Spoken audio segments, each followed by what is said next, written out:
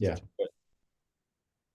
Hey guys, Andrew Dowling here. Welcome back to another episode of the AltMed podcast.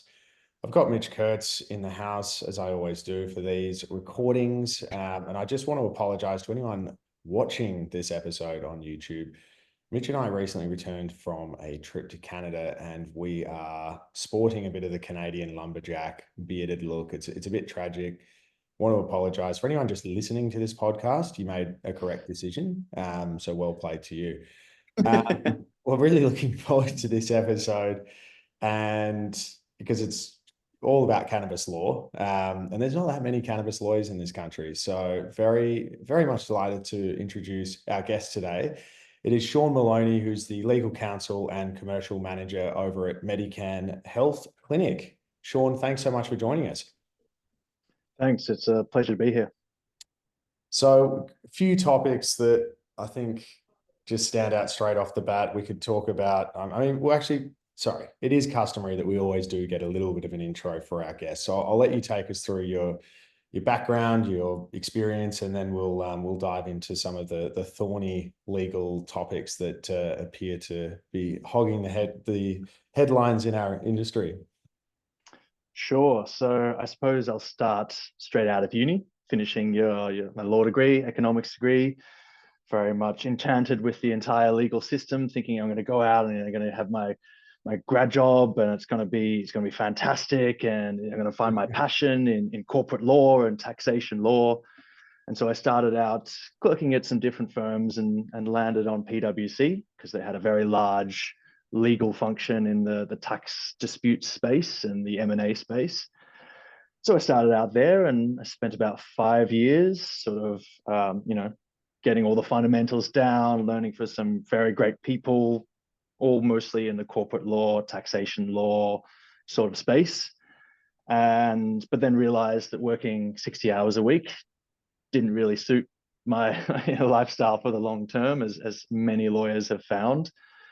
And so decided to move to ASX as a listings advisor, which was a fascinating job. It's basically a job where you're monitoring all the announcements from a portfolio of companies, you're making sure they comply with the listing rules. So this is their fundraising activities, their announcements. We have very, very specific rules. It's about 2 binders that are about that thick of the listing rules they need to comply with.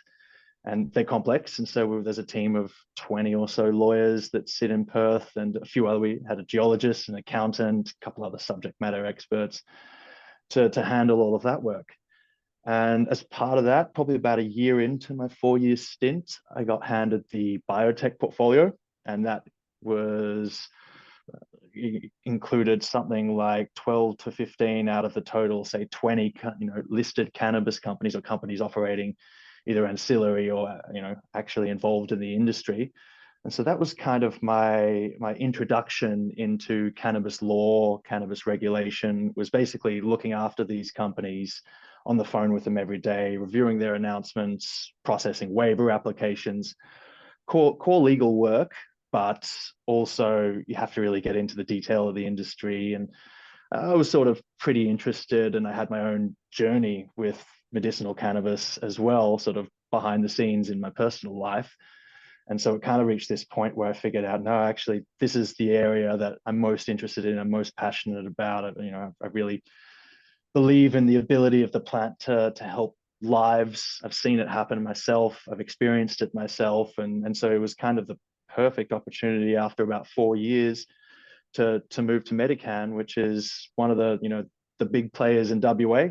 There's sort of only a handful of companies in WA. Not all of them even have a legal function. They're small, but MediCann has been, as you know, the team there, and it's just been growing exponentially and doing really well. Business is great. Mm-hmm. So it was time for them to... quick shout out to Shalesy, by the way. Just got to get that. Yeah, I'm sure he'll appreciate that. But yeah, sort of there was a need for legal, but also commercial work done there. And so, I met the team, was really impressed with what they were doing.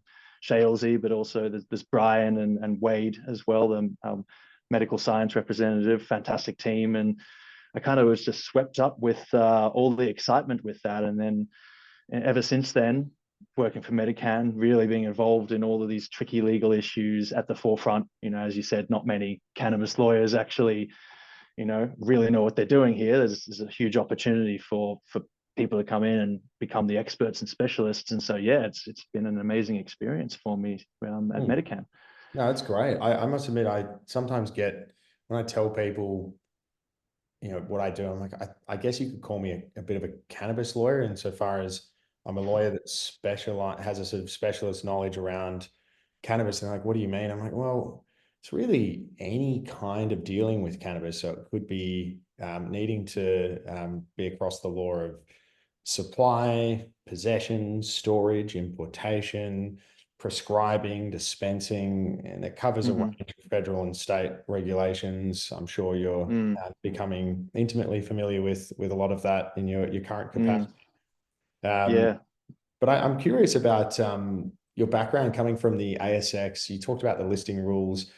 One of the contentious points that the TGA has put some guidance out around is this continuous disclosure obligation. And for our listeners, and you'll know much more about this than me, but as far as I understand, anything that could materially affect your share price when you're a publicly listed company, you have an obligation to continuously disclose that information or to disclose that information to the market. And under that kind of listing rule, certain companies have taken the opportunity to do things like product announcements to say, hey, we're launching, new flowers, new oils to the market. And the TGA is saying, well, hang on, we've got a conflict here because you're actually now advertising medical cannabis products. And then the company says, well, my hands are tied. This is news that will excite the market. I have to disclose it. I've got a continuous disclosure obligation under the ASX rules. Have you got any thoughts on that interesting thorny topic? Yeah, that's a tough one. So I'm sure if the TGA had their way, then they would be able to dictate the way the ASX, requires that company make certain announcements. But with dealing with the ASX, one thing that all the listed companies will be very much across, ASX rules always take precedence. They're always the winner. And totally. So there is rules in the ASX against ramping the price of your stock. So when you make these continuous disclosure announcements, you need to, it's meant to be material matters, as you mentioned. If it's an immaterial matter that basically there's no trigger for disclosure, but companies nonetheless make these disclosures, they mark them non-price sensitive. There's a certain classification you can add, and they often use that as a forum to basically advertise. Yes. The ASX is across it. Their concern is not the advertising regulations. I mean, most of the listings advisors probably wouldn't, unless they're the cannabis advisor, which I was. So I was across it, but most of them aren't across the advertising rules. But what they are across is the ramping rules. Yes. And so we would often come down on companies that would release non-sensitive announcements. Basically, all they're doing is saying either look at this product, it's selling really well, or look at this new range of products we're releasing. It's called the whatever Black Mamba strain, 32% THC. It's just promotional materials. Yes. And so the ASX would block a lot of those announcements on the basis that you're trying to ramp the stock. And so that's kind of the lever they would have. So although for sure there's a lot of announcements out there, which if you looked at it, you'd say, well, it's just advertising. What you probably don't see is all the announcements that were blocked by ASX prior to release. Hang on, which the market doesn't even see. This is fascinating to me because the number of puff pieces that I see and, fluffy announcements that literally say something akin to, we are company A, we have decided to have a discussion with company B about maybe one day possibly entering into a potential transaction with them. Like, they're nothing burger announcements. They contain no substance. And they get through sometimes. So I'd be fascinated to see the sort of, I guess, the bundle of those announcements that don't actually get through the keeper. There's some ridiculous ones that have ended up being blocked and not even released. The thing is, though, is the way ASX reviews announcements, they have different procedures, and there's sometimes circumstances where the announcement will be flagged when it's lodged by the company, and reviewed prior to release. Mm. There's a watch list, you may end up on that, or if you're coming out of a trading halt, that's the procedure, or suspension. So there's an opportunity for the ASX to have a look at it, let them know our position on it, and then say either we allow it or we don't allow it. Other companies that aren't in that circumstance or aren't on a certain watch list or something like that, the announcement goes straight out. And so the advisor, they see it 1 or 2 days later as they read through all the company announcements, and they say, okay, well, this is ramping. There's real no substance to this. Yeah. So what do? Well, we consider, is there a pattern of ramping that you can establish the intention of lodging that announcement was to pump the stock? If we can establish a pattern, then that creates grounds that we could potentially refer the activity to ASIC, and then ASIC's the body that actually prosecutes for malfeasance with disclosures. But then the other strategy is, okay, well, they've done it once, they've got it through, we give them a call, we tell them off, it's a slap on the wrist, but it's also, well, now we're going to place you in a higher risk category in our mind, which means that if we see this a few times, maybe you'll end up on the watch list, then we'll be able to actually catch it. So it's a situation of a lot of hardworking people doing a lot of work to stop a lot of malfeasance, but nonetheless, there's so many companies, so many announcements. If it already hits the platform, unless it's really bad, it's something that's going to interest ASIC. Yes. Then usually it's just a bit of a telling off, which the market won't see. So it's a kind of. Because the inverse or the flip of this is a company that's got bad news that they want to bury. I think it's been referred to as taking out the trash, and we're talking about, your 6:30 p.m. announcement on a Friday, or so. I don't know when you're allowed to do it, after hours or whatever, but it's the deliberately timed, hey, we had some pretty ordinary results last quarter. Don't really want anyone to know about this. So timing. I mean, there's no rule when you need to lodge announcements. You can lodge it at any single point during, there's the market announcements office is only open during hours. It's basically something like 6 a.m. to 5:30 p.m., quite long hours. But timing of when it comes out, we're not too concerned about that. It hits the platform. Investors make their own decisions up. The thing that usually comes up with the hiding, sneaky news is that they put it at the bottom of the announcement, or they don't include enough detail. So that I remember one company is a particular clinical trial result, they didn't hit their endpoints. And so you see at the bottom of a long quarterly update with a bunch of other matters, the last paragraph says, oh, by the way, that trial didn't work, or oh, by the way, we're reformulating the design of the trial. You buried the lead. They buried the lead. But once again, it's a risky behavior for a company to take. If ASX sees it, and this happens all the time, we'll send out what would be called an aware query, which would ask, when did you find out about this? What are all the material particulars? We'll flush it out. That activity happens all the time. I hope we're being listened to, by the way, by all the key ASX companies in our space, getting a bit of an education in all of this. No, I'm sure they all know better. We have those seen very much price sensitive announcements of late about the misfortunes of certain companies in the sector just this week. So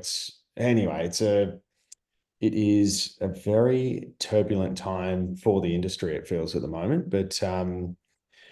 But jumping to advertising, sorry, and I realize Mitch is just sitting there sort of thinking, these lawyers just going off about whatever interests them. I'm definitely in the cuck chair, as I said before. Like it's not my specific area of expertise. Can you lob a legal question for Sean just while we've got him? I just want you to be part of it. Field one.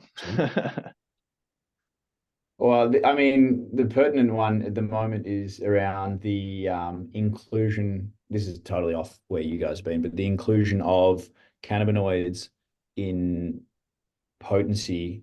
So, for example, if a cannabinoid is below the threshold of 1% of the total volume of the product, apparently it's not to be included in the calculation of the cannabinoids in that specific product as a total percentage of the cannabinoid for whether it's category 1, 2, 3, 4, or 5, or Schedule 4, or Schedule 8 for that matter. There's been different people questioning whether that's correct or not. Do you have a take on that, Sean? I think it's probably not correct in practice. All the other cannabinoids, as we all know, are very, very relevant to the overall, effectiveness of the medicine. And so at the moment, definitely the TGA is focusing just on mainly THC, really, and then CBD, the other one, which they're not too worried about. As it stands at the moment, it's probably more of a symptom of the broader problem, is that the TGA, they're fantastic, just like the ASX, very dedicated people with lots of experience in areas, the traditional areas, but maybe in the cannabis industry, it might be more suited to have a specific agency that can actually handle it, and then they can come up with these calculations that are a bit better reflect, the actual effectiveness of the drug. So, look, I don't think it's a major problem at the moment. I think there's bigger issues in the cannabis industry, maybe about, whether these drugs should even be in Schedule 8 for THC, or whether that's actually appropriate. But for sure, I think it's an issue that needs to be resolved. And perhaps the TGA have got it on their minds and they're going to relook at this. But perhaps there's just bigger issues to face. I mean, I'm sure front of their minds probably the upcoming court cases that they have with the a couple different companies. But yeah, no, it's a good point. It's something that needs to be addressed. I must admit, I never really truly understood why the TGA felt the need to create 5 subcategories. I mean, we have a separate categorization in the poison standard itself that says if you have 98% or more cannabidiol in your product, it's a Schedule 4. Everything else is Schedule 8. Now, I happen to agree with that straight off the bat anyway, because THC is the only cannabinoid compound that makes people high. So I'm like, why would it not be the case that you would actually distinguish THC from all the other minor cannabinoids and have them as Schedule 4?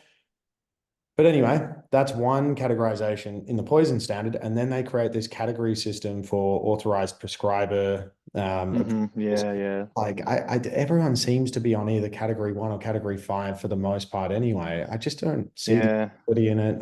Anyway, I'll stop trying to make sense of what the TGA does, because I'll run in circles. But speaking of another favorite TGA topic, let's talk advertising. You must not promote the use or supply of medicinal cannabis products. Discuss. Well, there's a lot to unpack there.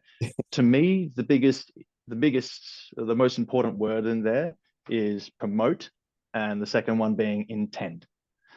So that's where the rub is. We all basically know what promotions look like when it's clear and obvious, but in these cases where it isn't, and where the legislation says it has to have a purpose, so to promote, the intent, and whether that's the dominant purpose or just a purpose, it's kind of not clear. I would say the way the TGA is currently looking at things, they're taking a very broad interpretation. And if you look at the very detailed, concise statement in the Montu case that's upcoming, you can kind of see exactly where they're coming from. And then also all of the infringement letters, you can FOI the request. We've been through all of the different fines, and there are a couple scenarios that I think need to be tested. In my mind, it's not clear that those materials were released with the intention to promote. And so I think what we really need is these cases to be litigated so that we can actually get a concrete answer on these borderline scenarios, right? So yeah, absolutely. And to be honest, I think when we have the substantive hearing in the Montu proceeding, I really look forward to testing the interpretation that the TGA has taken, particularly in its guidance released in December last year. I suppose, my concern really is in the fact that the industry has relied solely until this Montu proceeding on the TGA's interpretation of the rules. It has never been subject to judicial scrutiny. We're finally going to see that, unless of course the TGA abandons. Unless they settle. That's what I'm thinking is a good chance that, I very much hope that they litigate the issue. Although I saw that they've decided to take all the materials off the website, so the TGA have dropped the injunctive relief they're going for. Yeah. So I'm not sure what that means. It may mean that they're and they may be thinking about a settlement. No idea, obviously, with what's going on with that. But I very much, for the industry's sake, very much hope it does go to trial so we do get proper guidance. Because, yeah, so I mean, some of the cases where it's not clear, you mentioned ASX announcements, including advertising there. You could say, well, the purpose of that announcement was to meet our continuous disclosure obligations. It's to facilitate raising capital. That's the purpose of getting a listing on the exchange. But obviously, with some of those announcements, there is, subordinate purpose, some sort of a minor purpose to sneak in a bit of advertising too. So I suppose you go further down. Well, what about if it's not ASX announcements? What about crowdfunding? What about the crowdfunding videos where obviously you talk about the products being effective, you show branding of the products you have, you kind of have to do that to raise capital. And as far as I'm aware, and based on some guidance that I've seen, they seem to be more concerned about crowdfunding materials because it involves some sort of a call to action. And so you're more likely to get pulled up. I'm not sure if anyone has been pulled up on a crowdfunding video yet, but I'm sure you would be, for instance, if you reposted your crowdfunding video, after the fact that, after the raising's complete and you've got your money. Well, at that point, the purpose is no longer to raise money. So I think that's an interesting one to be tested. Yeah, absolutely. Yeah. Well, maybe other ones. Yeah. Oh, Do you think that in that example, just to have my 30 seconds of questioning while I've got it, think that can be applied retrospectively? Well, it depends. So retrospectively, as in we're all talking about interpretation, right? So I'm not sure if anyone's actually been issued an infringement notice, but I would imagine that if it goes to court and that particular conduct has been determined not to constitute advertising in the Montu case, well, is it exactly the same conduct as what's happened to other companies in the past and been pinged? I'm not sure. Perhaps if it was exactly the same fact pattern, the TGA from a policy perspective may say, actually, we're going back on this position. We think it's inconsistent with the court's decision. But if it could be distinguished in any way, saying, well, actually, we think this is different because of whatever reason, a slightly different aspect to it, then I wouldn't see any reason for them to go back and retrospectively change decisions they've made. But it's an interesting point. I mean, you even have there was a company that had published, was it a magazine? I think it was the first time a media company had been issued an infringement for alleged advertising about medicinal cannabis.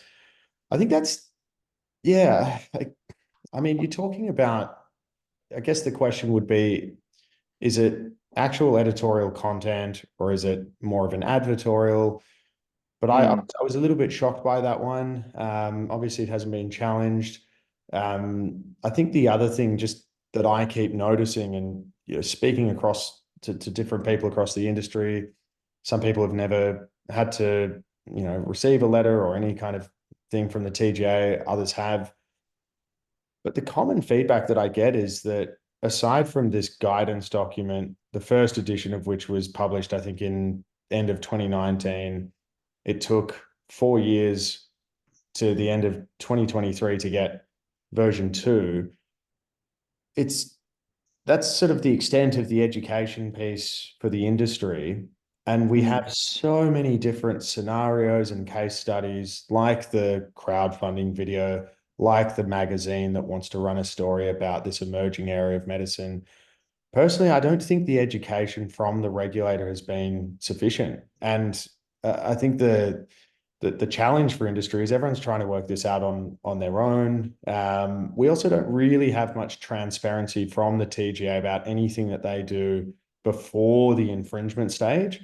So when they issue infringements, you don't know the extent to which that company has been, has received any contact from them saying, we're concerned about this.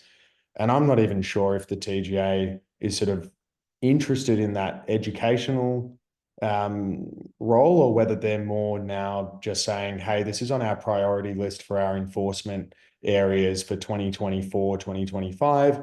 Therefore, we're going in heavy-handed, we're going to be punitive, and we're just going to get fines and kind of raise a bit of money for consolidated revenue. But I just, Mm. it's that lack of education. I mean, you and I are lawyers. We have sources of law that exist in the poison standard, where you're not allowed to advertise poisons that are in Schedule 3, 4, or 8 of the poison standard. We have sections in the Act itself that relate to not being able to promote or advertise unapproved therapeutic goods. It's a little bit, I mean, yeah, we have multiple sources of law, and then we've got a regulator that's not actually guiding people with, here is a case study, it's yes to this, it's no to this, and we haven't yet had any judicial scrutiny over the way that the regulator is interpreting these rules. So to me, it is actually a little bit of a mess, if I'm completely honest. I don't know if that's the way you see it as well. Yeah, don't disagree. I mean, the lack of education, that's the problem that all the companies at the moment are dealing with. And then certainly the strategy seems to be, there seems to be two strategies. You're either squeaky clean, you do everything that the TGA expects, and you have absolutely no anything that could be construed as advertising, or the other way, which seems like there are some companies taking, well, cost of doing business. Let's just advertise as much as we can and then make enough money and then worry about it later. I think to the TGA's credit, even though there hasn't been a lot of guidance, it's probably hard for them to issue guidance. They're still figuring it out as they go as well, which is always the way it's going to be when it's a new industry and a regulator that, you know, doesn't necessarily have all the skills, has to build the skill base to regulate it. I mean, on the other side, to their credit, if you look at all the infringement notices that they've issued, when you have a look on the website and you through the FOI request, you can see that they're generally warning every single company before they issue these fines. They're saying to them, we don't like something that's on your website or your Facebook or your Instagram, something like that, giving them an opportunity to fix it. At least this was happening mostly through 2023. Maybe 2024, they're kind of less likely to give you a warning. But from what I saw, most of the cases, they gave people warnings.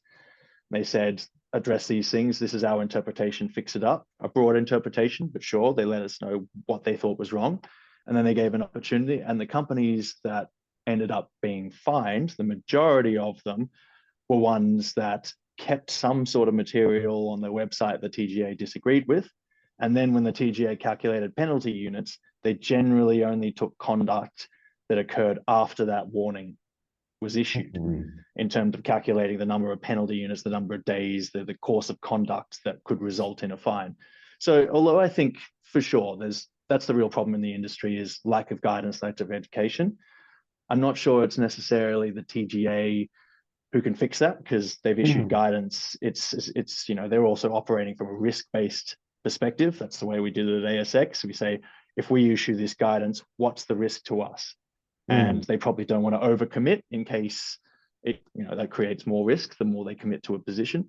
So that's why I think it's the court system that really needs to provide the clarity, and fingers crossed we'll get some. Yeah, like I'm also really interested to see how the arguments from each side stack up in that proceeding. I'm just look, we could riff for a long time on this show. We might have to get you back on actually, just to do a part 2. Yeah, I'd be happy to. Conscious of time. Well, let's do that. I mean, I'm just gonna fix it right now. We'll get you back on. You guys don't even really need me on this one. Yeah, Sean, we'll just arrange a time between the two of us and this is the quietest I've ever been. We can do that. People can listen, people can not listen. I don't know.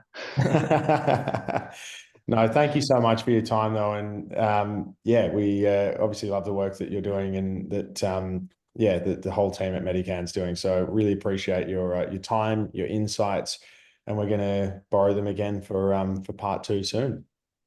Thanks so much for having me. I really enjoyed it. Cheers, Sean. Appreciate your time.